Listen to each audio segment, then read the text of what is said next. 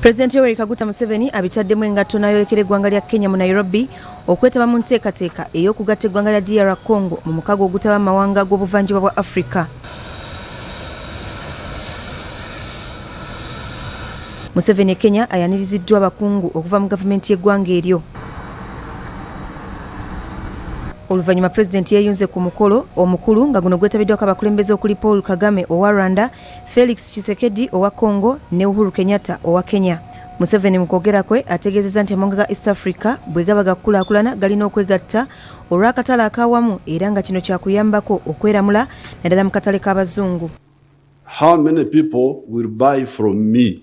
So this is the first thing. If you want prosperity in Africa, the way forward is integration. Why? Market. Internal within Uganda, regional within East Africa, then Africa. But then you can also negotiate better with the bigger markets outside. Onayongeddeko nti enkolagana eno yakuyambako okutumbula obutebenkevu mu mawanga ga Namukago, ssaako enkolagana ey'awamu nga kino kitadde ku lulimi Oluswayiri olukozesebwa kumpi mu mawanga gano gonna. Number two, strategic security. How can we be secure? Because you see the terrorism.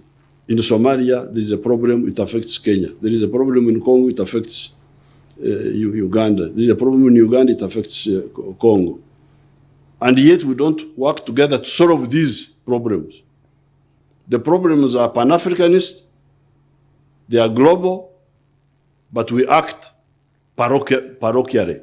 We have what Europe does not have, a common language, Swahili. Why don't we use this social infrastructure, historical infrastructure, to work for the other two targets, prosperity and strategic security? Ye Pulezidenti wa Kenya Uhuru Kenyatta ategeezezza nti okulaganira wamu nga bakulembeze y'engeri yokka ey'okufunamu emirembe n'okukuuma obutebenkevu era n'akkaatiriza obukulu bw'olulimi Oluswayiri n'ategeeza nti lwe lumu ku lugendo okuba nga lukozesebwa mu mawanga gano gonna. It is not interesting to be a small fish in a small pond. We want to be now a big fish in a big sea. And this we can be. And all we need to do is to work together as leaders, work together, first and foremost for the peace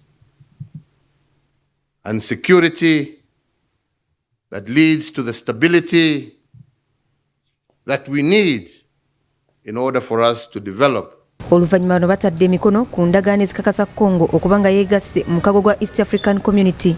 Omukago guno kati gwegattiramu amawanga 7 okuli Kenya, Burundi, Uganda, Tanzania, Rwanda, South Sudan ne Congo eyakagwegattamu. Asante.